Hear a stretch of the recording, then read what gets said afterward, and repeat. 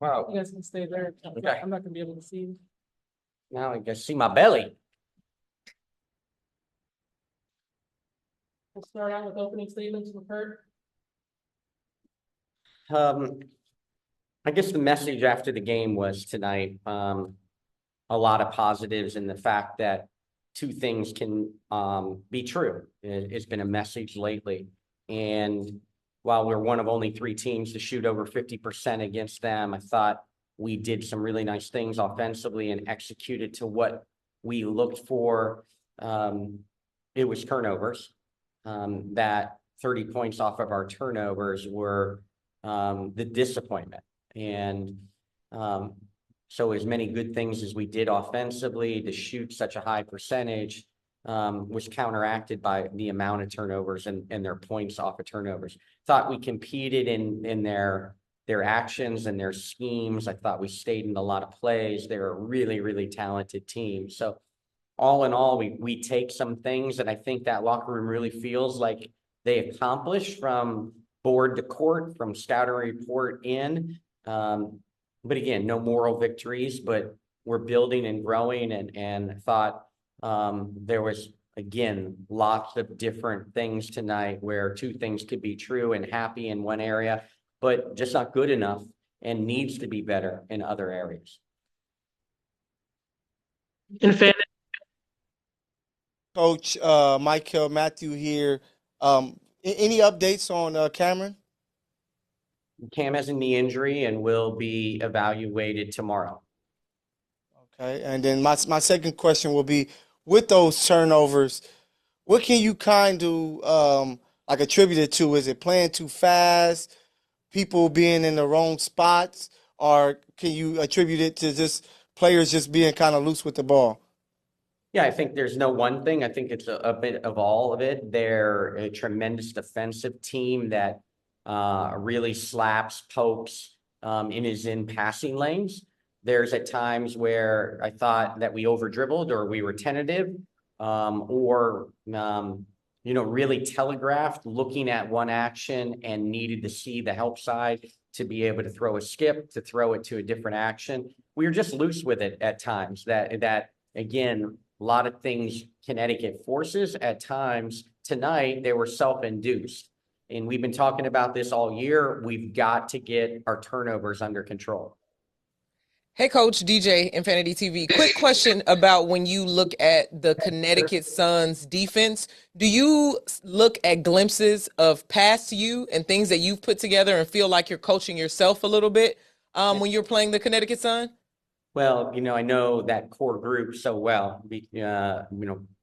AT is as good as there is in the world right now. Bree Jones, an elite defender, just so knowledgeable. So they anchor the post game.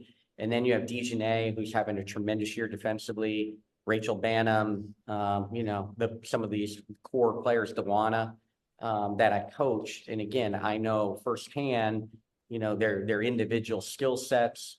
And again, we were so disruptive and dictating type of defense when I was here, and Steph just continued it. They're a really talented defensive team. Again, it's what we're trying to build towards.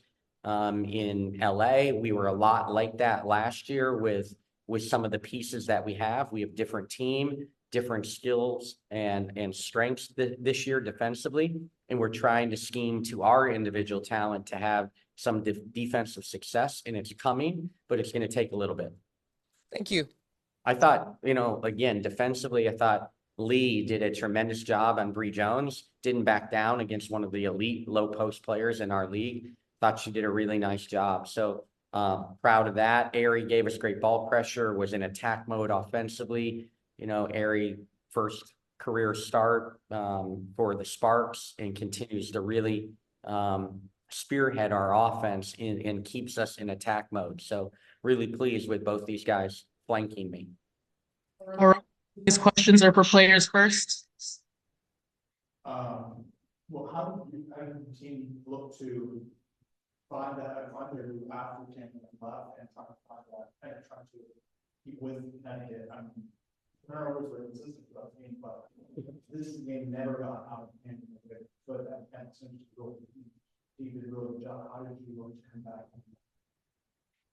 For one, we just said do it for Cameron, and two, I would just say, just keep getting stops. I think that we were getting stops. I think at times, we weren't converting, but also, I mean, like Coach said, it was growth. I mean, I feel like we executed, but I mean, I think we'll be okay, and then the game was never out of reach, so I'm just really proud of our group, but definitely we could be better. Jackie. Haley, this one's for you, Jackie Ray TV. It's great to see you out there, and coach has been very complimentary of you and saying that you've had leaps in practice that we haven't seen. How do you feel that you've grown thus far?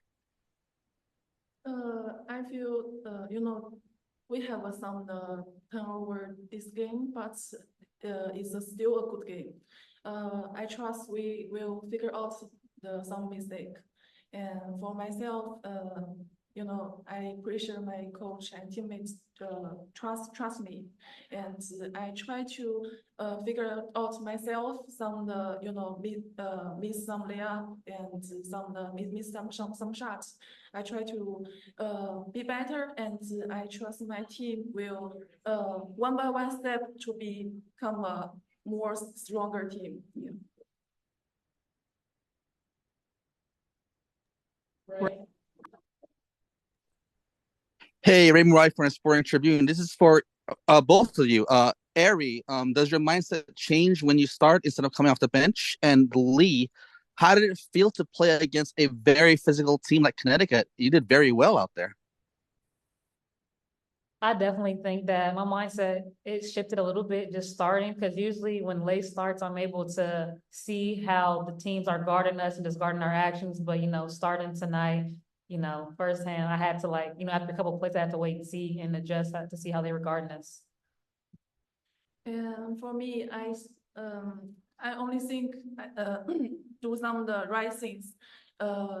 Focus on the defense and focus to run the right play and focus go to get rebound. I try to let me just focus one thing. Don't think too much. And Eric. Thank you. Aari, this question is for you. Regardless of the deficit that you all face, you all find a way to claw and scratch your way back into the game. Where does this team grit come from? Our team grit comes from just, we're all competitive as individuals, and I know, we don't want to lose, but I mean, despite the deficit and how we were down, I just like our fight and how, we stay together. Michael. Yeah, Coach, obviously you've been in the league a long time, so you have no idea at this point what Cam's status is, but can you just talk about how this is one of those things as a coach and as a franchise, you have to deal with injuries, and I know you've had to deal with it, quite a lot during your career. Yeah. Yes, it's part of the WNBA. Unfortunately, my career has been sprinkled, I think, with the exception of the 2019 season. I've lost a starter to injury every single year that I've been a head coach in this league. And you just have to have the mentality of next person up and rally around it. I'm a big unintended consequence person.